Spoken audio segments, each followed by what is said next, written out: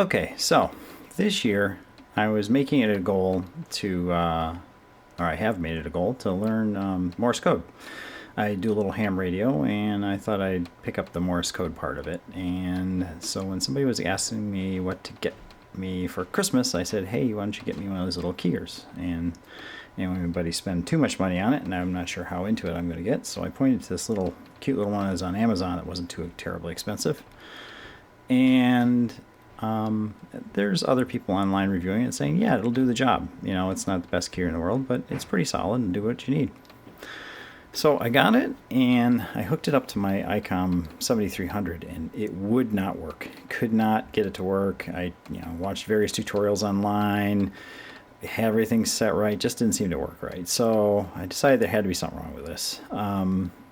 The first thing I did was I flipped it over, and a lot of these circuits on the back were a cold solder joint. They didn't look very good at all. So, not that I'm the best solderer in the world, but I reflowed those solders, made them a little nicer. It still didn't work. So then I busted out a multimeter, and I started exploring. And so basically this connection jack on where you hook in your cable, it's basically an audio jack, and you got three parts to your audio plug. You'll look and see there's three little metal tabs, and each one of those represents a connection on this plug. And as I started exploring, I found that these two that are closest to the body represent the two paddles. They make the short circuit to the, they make the trip to the paddle. And then this last one on the outside, I believe it's supposed to be ground, which is the sleeve here. And I did find that one had a connection down to these feet on the bottom.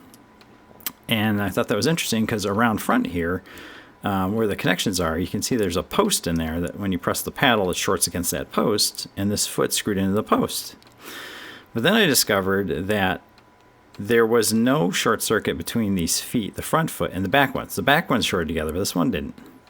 So what I wound up doing is unscrewing this foot, and what I found underneath is there's a little circular pad right there. And, this coating here is non-conductive, but that did make a short circuit to these back feet and up to the jack. And I was like, aha, so there's my problem. This foot is probably supposed to be making that connection to the post, and it wasn't. So what else I did was I added that little brass washer there. I just found a brass washer in my little junk bin and put it in there. And lo and behold, screw that in. Now it works. So if you've picked up one of these little knockoff CW keys and it's not working for you, try doing that. Try putting a little washer underneath that foot there, or take a multimeter if you got it and see if there's a short between this foot and the back feet. See if you're getting it all the way around. All right, and with that, off to learn CW.